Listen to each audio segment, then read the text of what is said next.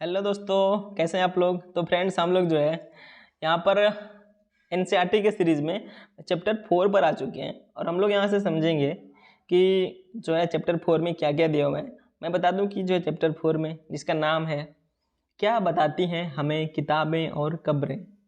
तो ये जो है आपके एग्जाम के लिए कैसे इंपॉर्टेंट है कि आपने ऋग्वेद पढ़ा होगा, वेद पढ़ा होगा, उसका जो फाउंडेशन है वो यहीं से है। ठीक है, ये क्लास 6 का आपके जो है बिल्कुल बेसिक से स्टार्ट है। तो आप लोग यहाँ से स्टार्ट करते रहेंगे ना, से देख लेंगे। ज़्यादा आपको मेहनत नहीं करना है, 20-25 मिनट का आपको जो है वीडियो देखना है। उसके बाद से आपका डाउट क्लियर है, एक चैप्टर आपका तैयार है एग्जाम के लिए। उसके बाद आपको जो है दोबारा आपको पढ़ने की ज़रूरत नहीं है। अगर आपको ऐसा रिवीजन का ऐसा मन करे तो आप रिवीजन कर सकते हैं, या एक बार और आप वीडियो को देख सकते हैं। या आपको पीडीएफ की ज़रूरत है तो आप पीडीएफ के लिए मैसेज करिए, आपको पीडीएफ जो है टेलीग्राम पर मिल जाएगी। टेलीग्राम का जो लिंक है इसी चैनल के जो है वीडियो में मिल जाएगा।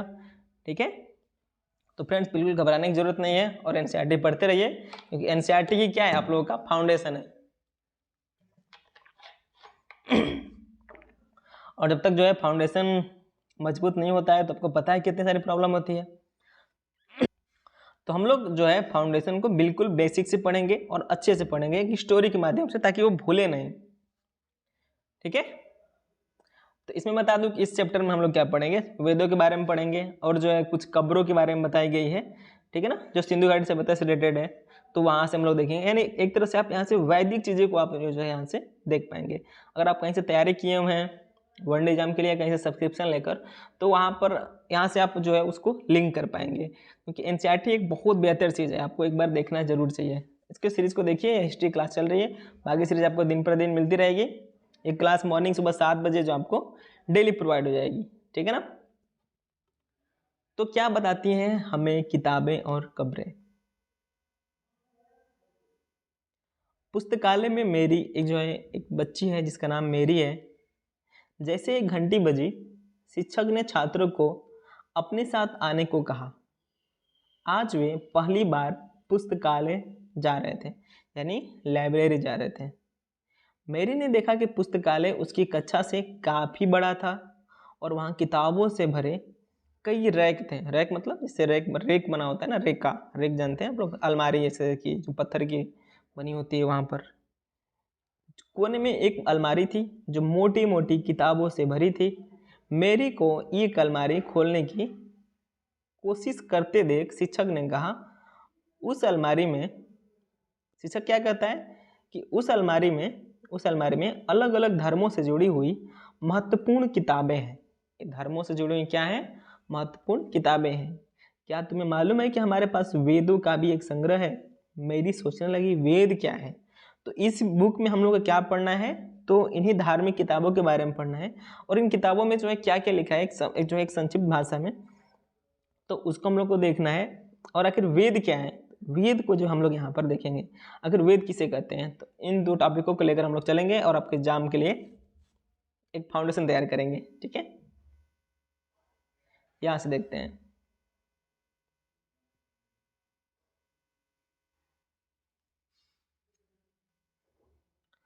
दुनिया के प्राचीनतम साहित्यिक स्रोतों में एक, शायद तुमने वेदों के बारे में सुना होगा। जाहिर सी बात है, आप लोग जो है वेदों के बारे में सुने होंगे। आप यहाँ से नोट करेंगे। वेद 4 हैं, कौन कौन से, तो ऋग्वेद है, सामवेद है, यजुर्वेद है तथा अथर्ववेद है।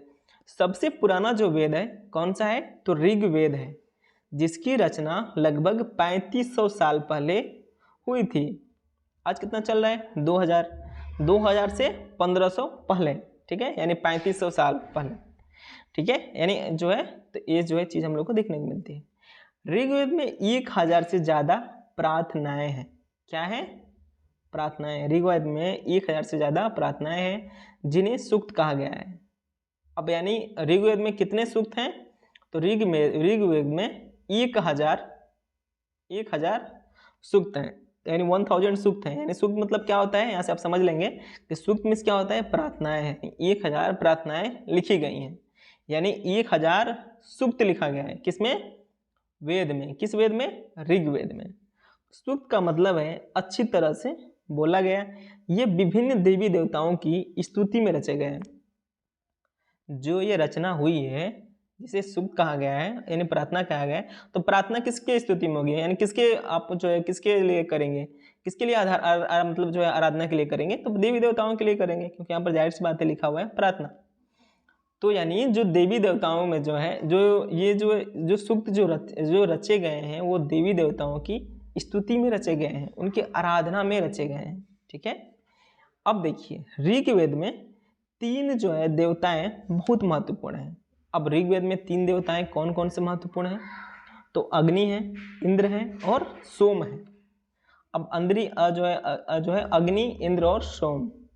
अग्नि कौन है, तो अग्नि जो है आग के देवता है, इंद्र जो है युद्ध के देवता है, और सोम कौन है, तो सोम जो है एक पौधा होता है जिससे एक खास पेय बना जाता है। आपने सोम रस का नाम सुना होगा, तो इसी सोम पौधे की बात हो रही है। ठीक है ना, जिससे क्या बनता है, तो एक पेय पदार्थ बनता है। अब आगे देखेंगे हम लोग। वैदिक प्रार्थनाओं की रचना ऋषियों ने की थी। इन वैदिक, आपको एक बार अब जो है आपके लिए जो ये सोचना भाई थोड़ा सा जरूरी है, आखिर जो सूक्त हैं जिसकी जो रचना हुई है ऋग्वेद में, यानी सूक्त का मतलब क्या है, प्रार्थना। ये प्रार्थनाएं कौन रचा है, तो इसकी जो रचना हुई है ऋषियों ने की है। ठीक है, आचार्य विद्यार्थियों को इन्हें अक्षरों, शब्दों और वाक्यों में बांटकर सस्वर पाठ द्वारा कंठस्थ करवाते थे। अधिकांश सूक्तों के रचयिता, ठीक है, तो हम लोगों ने कहाँ तक समझ लिया, वैदिक प्रवचनाओं की रचना ऋषियों ने की थी। ठीक है ना, हम लोग यहाँ से आगे देखेंगे। आचार्य जो है ना, आचार्य विद्यार्थियों को इन्हें अक्षरों, शब्दों और वाक्यों में बांटकर सस्वर पाठ द्वारा कंठस्थ करवाते थे। अधिकांश सूक्तों के रचयिता सीखने और सिखाने वाले पुरुष थे।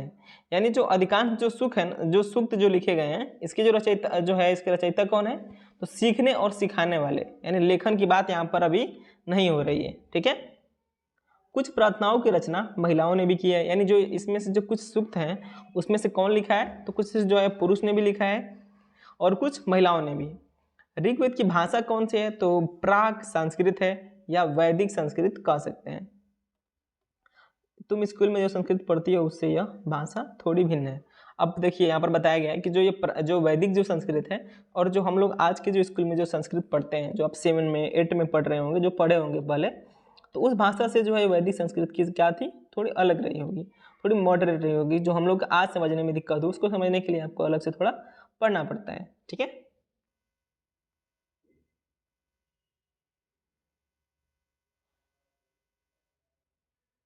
हम जिन किताबों को पढ़ते हैं वो आज की बात कर रहे हैं, वे लिखी गई हैं और छापी गई हैं। ऋग्वेद का उच्चारण किया जाता था और श्रवण किया जाता था, न कि पढ़ा जाता था। ठीक है ना, रचना के कई सदियों बाद इसे पहली बार लिखा गया। इसे छापने का काम तो मुश्किल से 200 साल पहले हुआ है। यानी ऋग्वेद के बारे में कह रहा है कि ऋग्वेद जो है ना, ये पहले कैसे चलता था, तो सुनने के आधार पर, यानी एक तरह से जैसे कि पीढ़ी दर पीढ़ी चलती आ रही थी। सुनना मतलब क्या समझ रहे हैं आप लोग, जैसे कि मैं मान लीजिए एक ऋषि हूँ और क्या करना है, मुझे रचना करनी है ऋग्वेद की, तो उस समय भैया किताब कापी की आविष्कार तो नहीं हुआ था ना, आज की तरह लैपटॉप तो नहीं था ना। आज से 3500 साल पहले लैपटॉप का आविष्कार नहीं हुआ था और ना ही कोई बुक कॉपी थी जिसको जो है लिख कर सबको दिया जा सके कि आप सभी लोग पढ़ लीजिए। उसमें क्या था, जब कुछ नहीं था हमारे पास, तो भाषा थी हमारे पास, उच्चारण था, तो हम क्या करेंगे, अपने जो है बच्चे को, अपने शिष्यों को, जो शिष्य होंगे उनको अपनी कहानियाँ बताएंगे। ठीक है ना, जो हम जान रहे होंगे, तो वही कहानी क्या करेंगे, वो बच्चे जानेंगे, वो जो है स्टूडेंट जानेंगे, और उनको जानने की बात क्या है कि वो क्या करेंगे, वो अपनी पीढ़ी को बताएंगे। और ऐसे ही बहुत समय तक जो है चलता आ रहा है। ठीक है, रचना तो मान लिया गया कि चलो रचना हो गई है, लेकिन उस रचना को लोग पढ़ते गए, सीखते गए, लेकिन जो है उसको जो है लिखने का कार्य बहुत समय बाद हुआ। लेकिन इसे आज छाप कर जो सबके पास जो मिल जाती है, उसे छापने का काम जो है आज से मात्र 100-200 साल ही पहले हुई है, बहुत समय नहीं हुआ। ठीक है, आगे देखेंगे हम लोग। इतिहासकार ऋग्वेद का अध्ययन कैसे करते हैं। हम लोग इतिहासकार ऋग्वेद का अध्ययन कैसे करते हैं, इससे पहले हम लोग एक टॉपिक क्लियर कर लें जो बीच में यहाँ पर बचा हुआ है। संस्कृत और अन्य भाषाएं, तो आपके लिए पढ़ने के जो है आपके पढ़ने के लिए, क्योंकि यहाँ से एग्जाम के लिए यहाँ से क्वेश्चन बनना मुश्किल है, भाषा के बारे में बताएगा। एक बार मैं बता दे रहा हूँ। संस्कृत भाषा भारोपी मतलब क्या होता है, भारत प्लस यूरोपी। भाषा परिवार का हिस्सा है। संस्कृत भाषा किसका हिस्सा है? तो भारत और यूरोपीय परिवारों का जो है हिस्सा है। भारत की कई भाषाएं जो असमिया है, गुजराती है, हिंदी है, कश्मीरी है, सिंधी है, एशियाई भाषा है जैसे फारसी हो गया, और कुछ जो एशियाई जैसे कि फारसी हो गया। यूरोप की बहुत सी भाषाएं जैसे अंग्रेजी, फ्रांसीसी, जर्मन, यूनानी, इतालवी, स्पेनिश आदि इसी परिवार से जुड़ी हैं। किस परिवार से? तो इसी भारत यूरोपीय भाषा से। ठीक है, उन्हें एक भाषा परिवार इसलिए कहा जाता है क्योंकि आरंभ में इनमें कई शब्द एक जैसे थे। अब इसे इन्हें जो है आप लोगों ने सुना होगा कि यह भाषा जो है संस्कृत से लिया गया है, अंग्रेजी भाषा जो है संस्कृत से लिया गया है। तो ऐसा क्यों हुआ है? क्योंकि जो है इनका जो भाषा जो था ना स्टार्टिंग में क्या था, पहले तो मॉडरेट होता गया ना, भाषा में भी बहुत बदला हुआ है। आप इंग्लिश पढ़ रहे होंगे तो आपने एक बात गौर किया होगा, आपने आपके टीचर बताते होंगे कि एक जो है इसको कुछ और कहते थे और उसके पहले कुछ और कहते थे और आज कुछ और कहते हैं। इसका उच्चारण अलग हो जाता था। ठीक है, तो यहाँ पर भी बताया गया है कि उदाहरण के लिए जैसे कि मातृ, माँ, मदर जो है यानी 3 भाषाएं हैं। ठीक है ना, यानी तीनों में क्या है, कॉमन है। क्या है? एक तरह से आप लोग यहाँ पर देख सकते हैं। तो ये चीज़ें जो है कॉमन की वजह से यहाँ पर बताई गई है। तो आप इस चीज़ को देख लेंगे क्योंकि भाषा आपके लिए समझने के लिए यहाँ से छोटे छोटे बता रहे हैं कि आखिर जो है और भाषाएं जो है कैसे एक दूसरे से कनेक्ट होती हैं। अब हम लोग देखेंगे कि इतिहासकार जो है ऋग्वेद का अध्ययन कैसे करते हैं। इतिहासकार पुरातत्ववेत्ताओं की तरह अतीत के बारे में जानकारी इकट्ठा करते हैं, लेकिन भौतिक अवशेषों के अलावा वे लिखित स्रोतों का भी उपयोग करते हैं। अब चलो देखते हैं कि ऋग्वेद का अध्ययन कैसे करते हैं। ऋग्वेद की कुछ सूक्त वार्तालाप के रूप में। ठीक है, अब देखिए यहाँ पर क्या बता रहे हैं, इसका अध्ययन कैसे करते हैं। जो ऋग्वेद के जो कुछ सूक्त है ना, जैसे कि 1000 सूक्त मिले हैं कहाँ से? ऋग्वेद से। जो 1000 जो सूक्त मिले हैं इसमें से जो कुछ सूक्त ऐसे भी हैं जो वार्तालाप है, यानी एक सूक्त मान लीजिए, एक सूक्त में क्या है कि वार्तालाप है, दो लोगों के बीच में वार्तालाप को इसमें रखा गया है, लिखा गया है। ठीक है, विश्वामित्र नामक ऋषि और देवियों के रूप में पूजित 2 नदियां कौन सी? व्यास और सतलुज के बीच यह संवाद एक ऐसे ही सूक्त का अंश है। अब एक सूक्त में क्या लिखा हुआ है, हम उस जो है ऋग्वेद के एक सूक्त को इस हिंदी भाषा में पढ़ेंगे जो ट्रांसलेट है आज। ठीक है ना।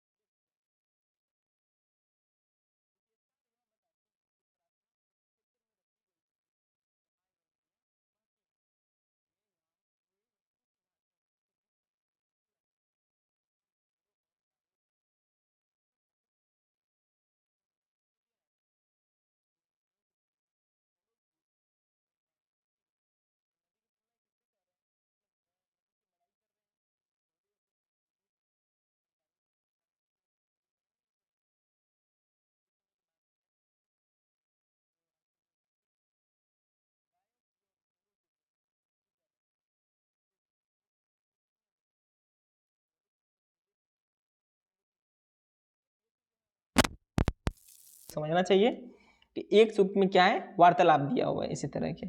हम लोग आगे देखते हैं, आगे क्या दिया है, मवेशी, घोड़े और रथ। इसको जानने से पहले हमें एक पांडुलिपि के बारे में पढ़ना है। अब यहाँ पर देखिए, ऋग्वेद की पांडुलिपि का एक पन्ना दिया हुआ है, ठीक है। ये भुर्ज वृक्ष है, एक वृक्ष होता है और वृक्ष की छाल पर लिखी हुई यह पांडुलिपि कश्मीर में पाई गई है। यह जो पांडुलिपि है, आप इसे देख सकते हैं कैसे आकार है। शायद आज तो हम लोग के बस की बात नहीं है, इतिहासकार ही पढ़ पाएंगे। चाइना के राइटिंग से ही बेहतर है भाई, ठीक है। लगभग 150 वर्ष पहले ऋग्वेद को सबसे पहली बार छापने। It's 8:43 p.m.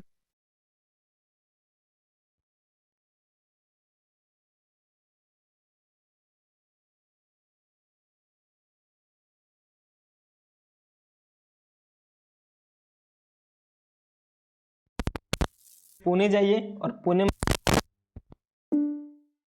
It's 8:43 p.m.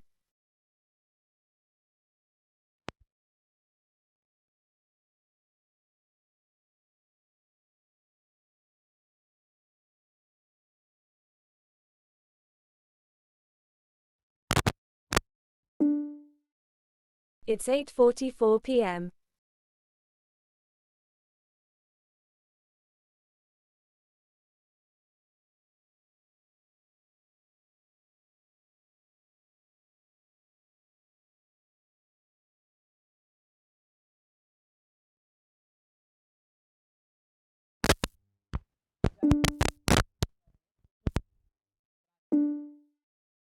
It's 8:44 p.m. It's 8:44 p.m.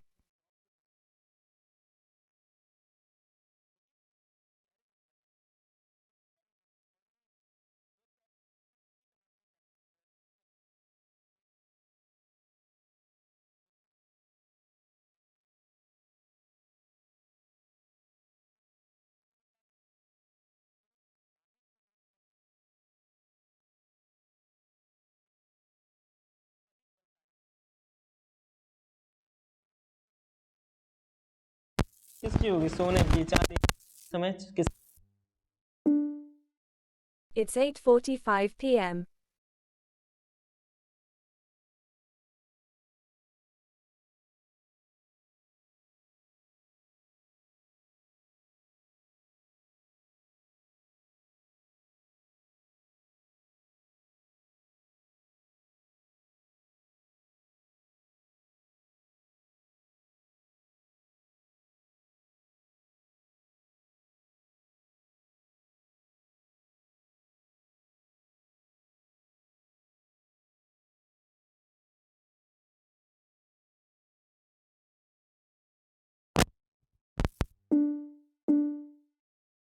It's 8:46 p.m.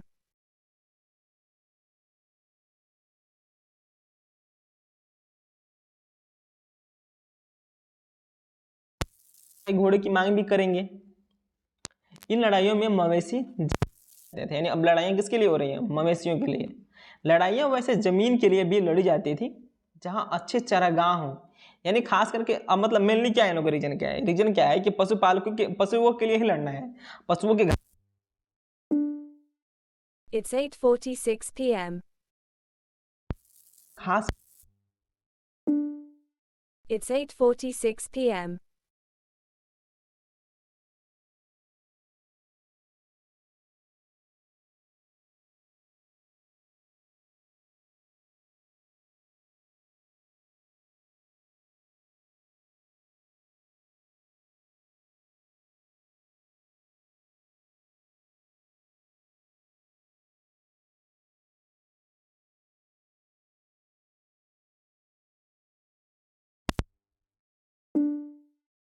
It's 8:47 p.m.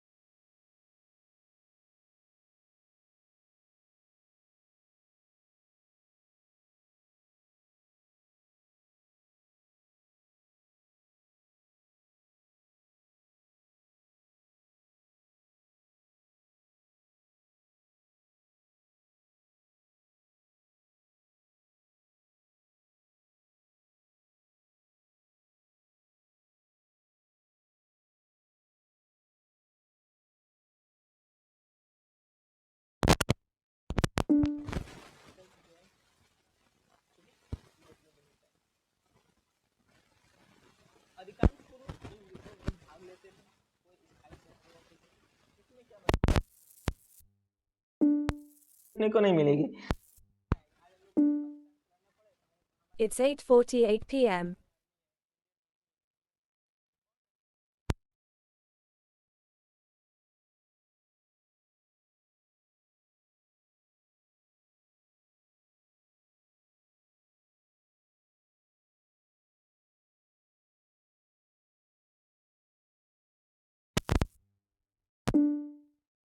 It's 8:49 p.m.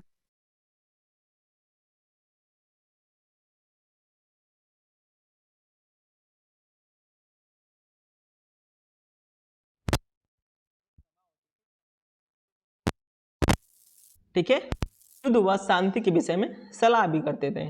वहाँ ये ऐसे लोगों को अपना सरदार चुनते थे जो बहादुर और कुशल योद्धा था। ठीक है, यानी आप वो किसी को अपना युद्ध अगर कहीं It's 8:49 p.m.